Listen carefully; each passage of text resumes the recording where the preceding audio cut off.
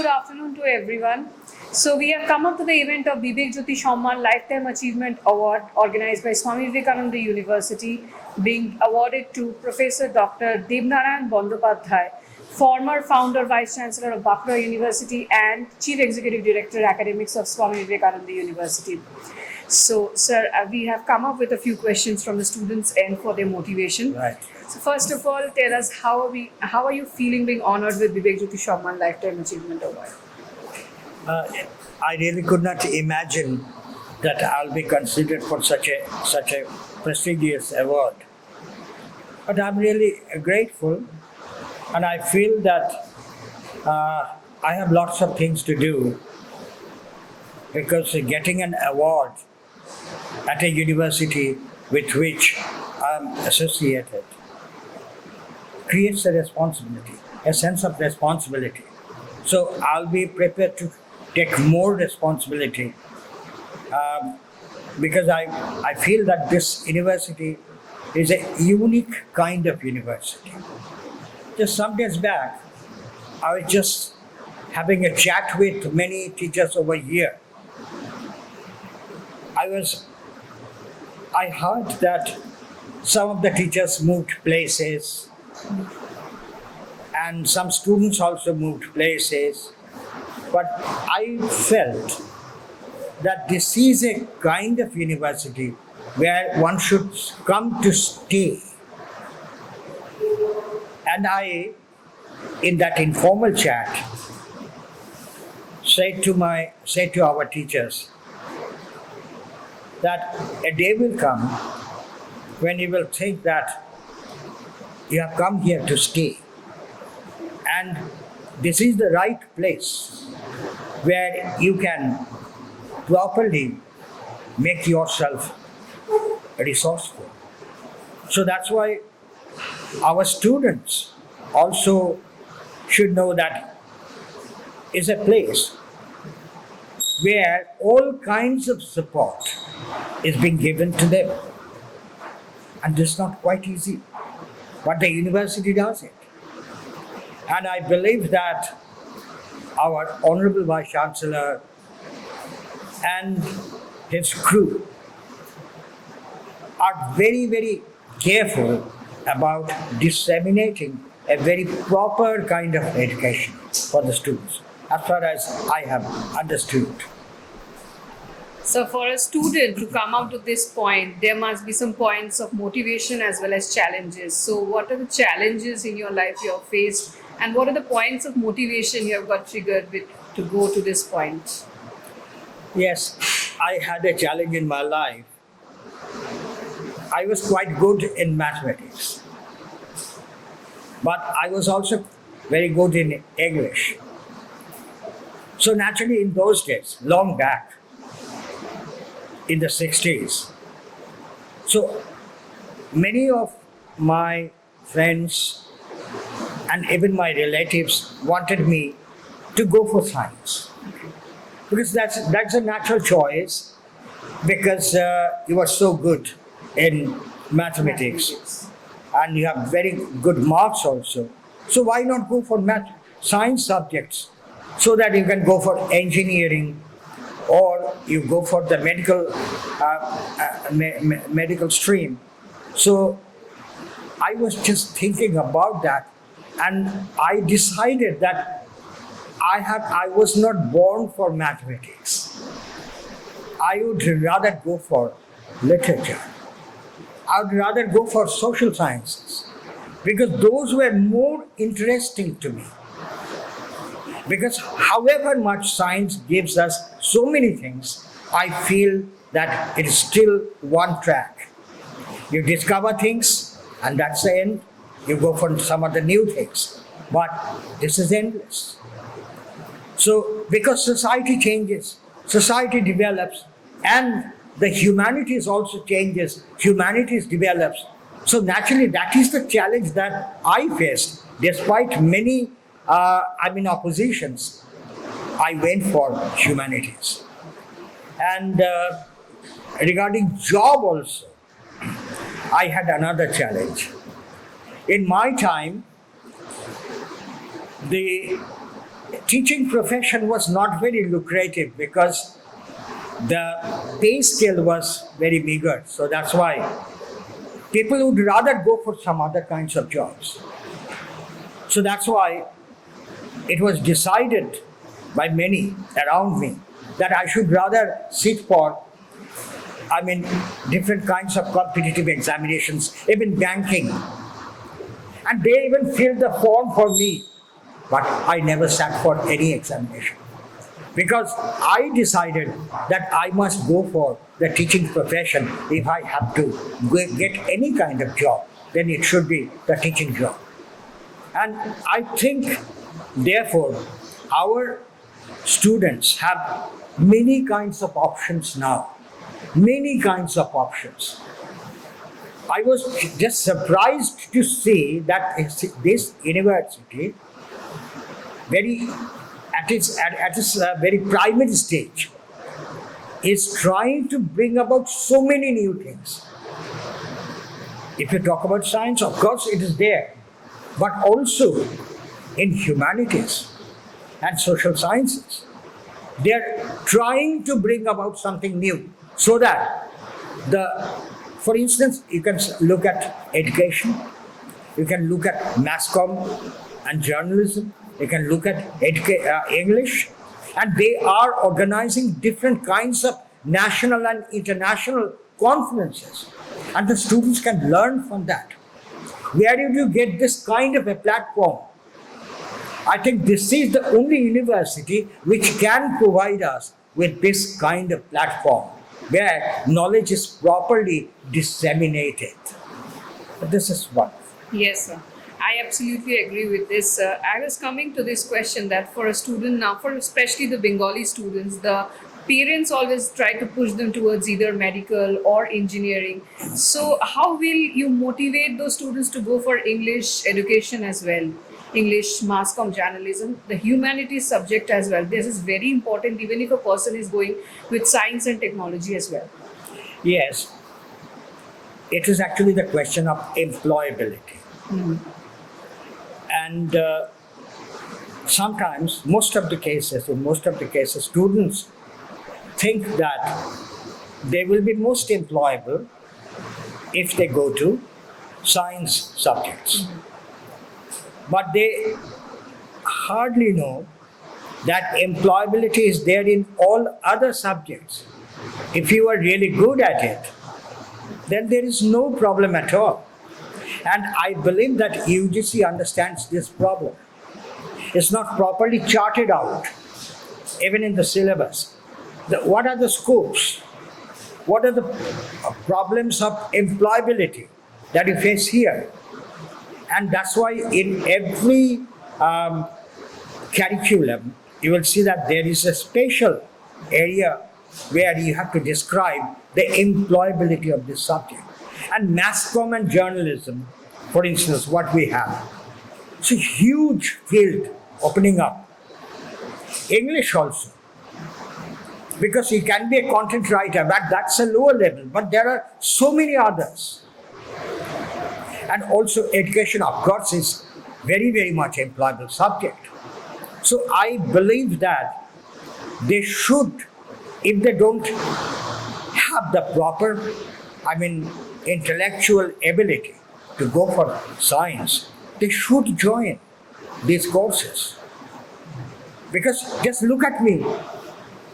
I actually I could go for science, but I didn't.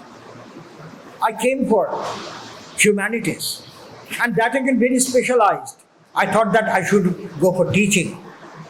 So that's why nothing is impossible. So I believe that we should try to rethink. We should try to rethink. So out of our curiosity, what is your favorite subject other than humanities? My favorite subject is sociology and political science. Okay. I actually spend much of my time reading about many kinds of theories and all that.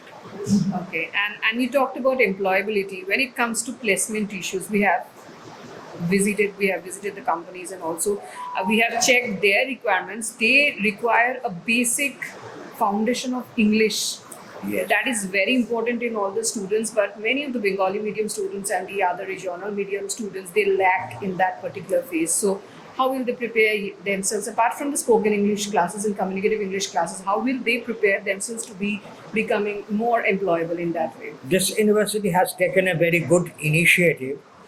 I was asked by Saurabh Adhikari to look into this. And so therefore, CEO's request was very important for me. I talked to British Council, and British Council has agreed. British Council will send their experts to this university to give them a proper kind of preparation so that, however, whatever may be the background, so that they can find themselves prepared for any kind of this. Actually, it's personality development. Yes. Language is not just language, it's also personality development. So that will be given to them, and the university is taking very definitive steps in that direction. I personally know.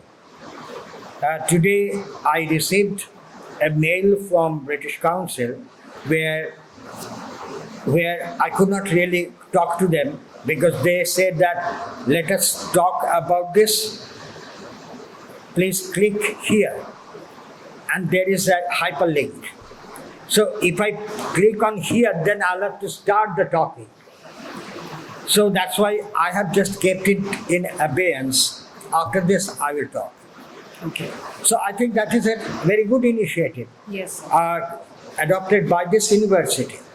In no other university have I seen this, that they are so much thinking about the students, especially those students who come from Bengali medium background, cannot properly speak, cannot properly encounter the interviews. So that's why they are trying their best to do this. That's really good. Absolutely, sir. And so we believe that not only teaching, not only reading, but research should go hand in hand. So talking about research, what in your eyes is the future of research in humanities after the next 5 years? Actually, in next 5 years, perhaps there will be no question of humanities, social science, etc. It will be all in one. Interdisciplinary. I know some years, of course, interdisciplinary, multidisciplinary. I know someone in this university who is working on gerontotechnology, not just aging, but also the scientific technology, how it can be used. So that's how you can see that it's no longer, restricted to a particular area, but it moves out into different directions. So that means it will involve people from social sciences, people from science, and in this way, research will take a different kind of shape in the coming years. I'm sure about that. Yes. And the new education policy also wants that.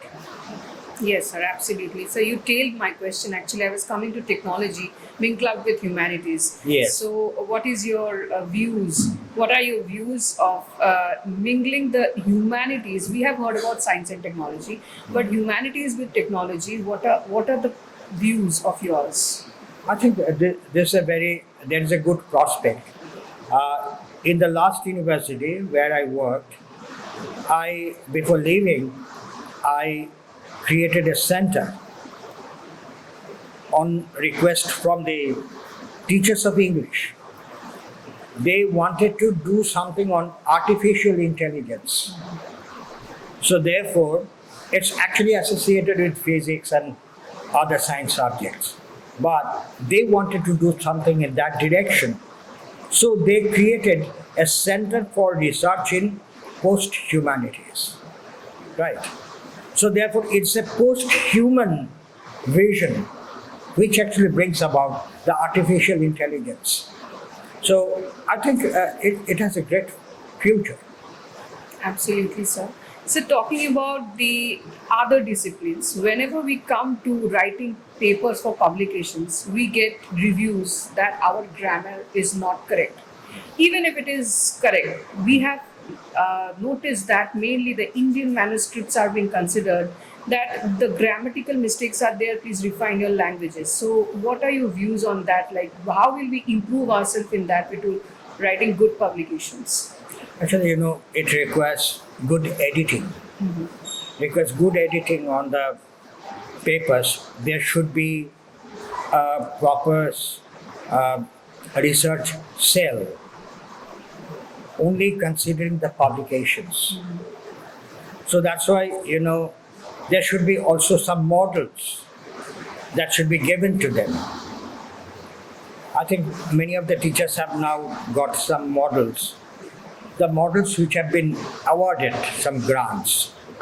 Actually, these days, university cannot really bear the entire brunt. The teachers also, the students also have to secure grants from external sources. So if that be the situation, then the university should have a kind of cell where they will consider the applications, the grant applications, the project applications, and give them some suggestions. And there can be a board of editors from amongst us. And the board of editors in charge of different subjects will be able to consider at least the basics of those, proposals. Only then, because I was associated with some international universities, and when I used to go there, then many times I submitted joint applications. I myself could not apply, but they will apply and taking me as a joint, researcher. So there I used to see that there is a special cell and the application is going there. So that means it's a preparation for a long time. If my deadline is in January, then I will start from from the month of May of the last year, right? That means I must have at least a couple of months on hand. So that's how I used to see that they are referring the papers, the application to some people, and they are coming back with their observations and corrections also. And then we would finally submit. So if the university or creates a board of editors, etc., then I think that will very much help us. Okay.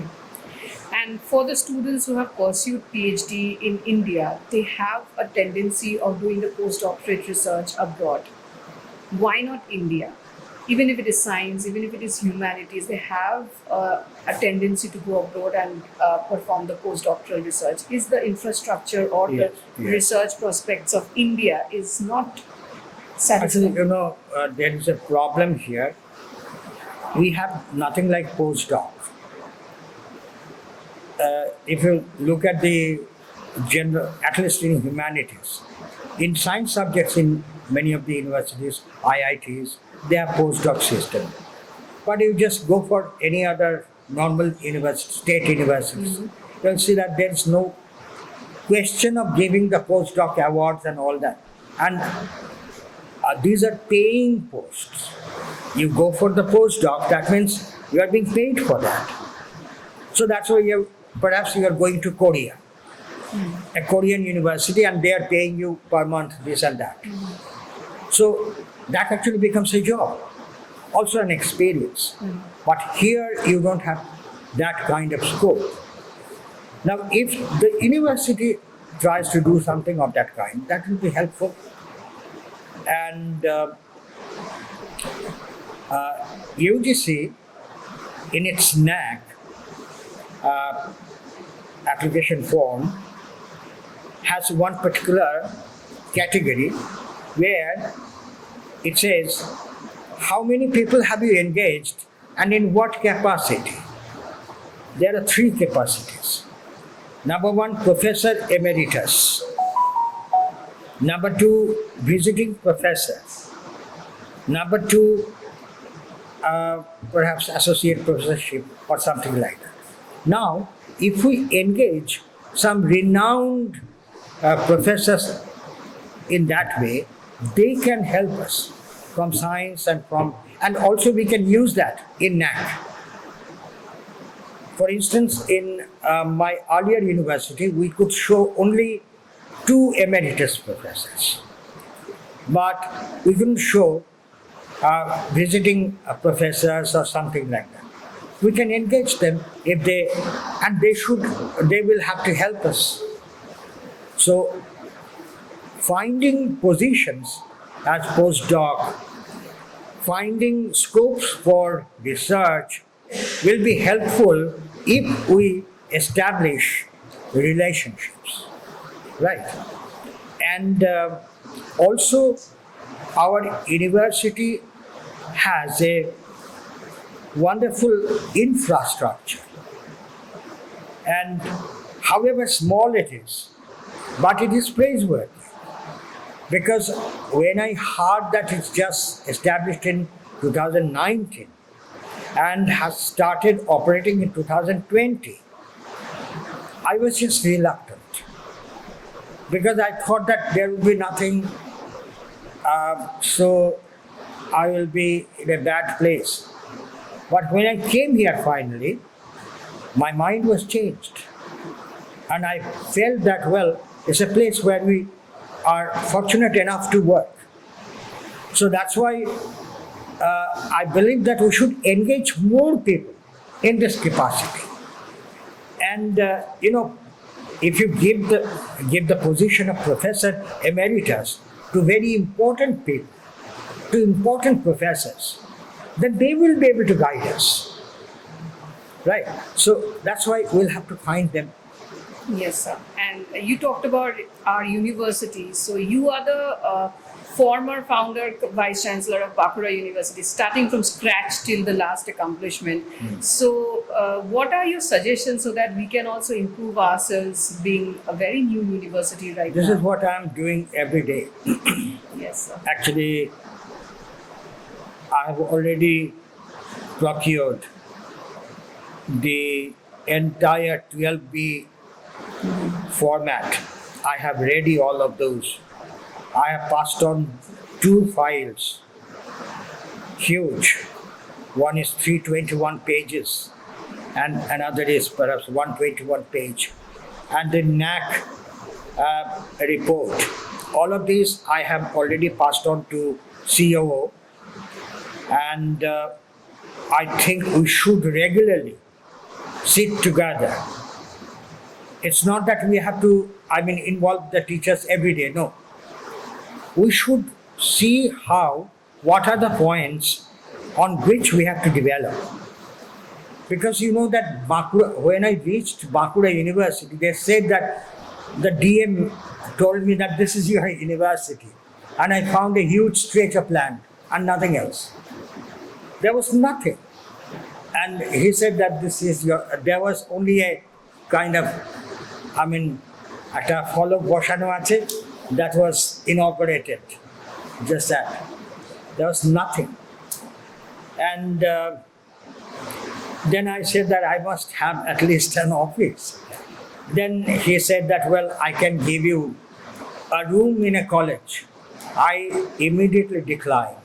I said that I will not go to any college. It should be a room of my own. So I got a school's hostel building, which they left. And that was ultimately repaired and reshaped, restructured, and then the university started there. And then it all began. Higher education department helped me a lot. Now there are 12 buildings, 12 tall buildings, including a guest house, and the hostels. So everything is there. So I think that it is a challenge, but it is not impossible. Right. And moreover here, I have seen in 2-3 cases that there is always help coming up. If I have an idea that I want to do this, and I'm very reluctant because of my state university experience, that perhaps there will be some problem, perhaps it will not be acceptable. So, because I remember how many times I had to loiter around the higher education departments to get the funding. So therefore, I thought that there will be some difficulties. But every time I found that my ideas have been accepted and things have been have started. So I have I have a firm belief that this university has a great future, a wonderful destiny. If we can all go together, work together, it's sure. So that's why I feel that it's a nice place that I'm in. Absolutely, sir. And we will just have one question left. Your important message for all the students of Swami Vivekananda University. It's very difficult to say a one-line message. It must be Vivekananda's statement, Uttishthata Jagrata Prappo Bada Nibodhata. So Prappo Bada Nibodhata. This should be the message. যে যতক্ষণ আমার যা প্রার্থনা পূরণ যতক্ষণ না হয় ততক্ষণ এগিয়ে যাবে. So we should proceed, we should work together. Absolutely, sir. So here we will conclude the event of Vivek Jyoti Shomman Lifetime Achievement Award being awarded by Swami Vivekananda University to Professor Dr.Deb. Narayan. Thank you. Thank you, sir. Thank you, sir.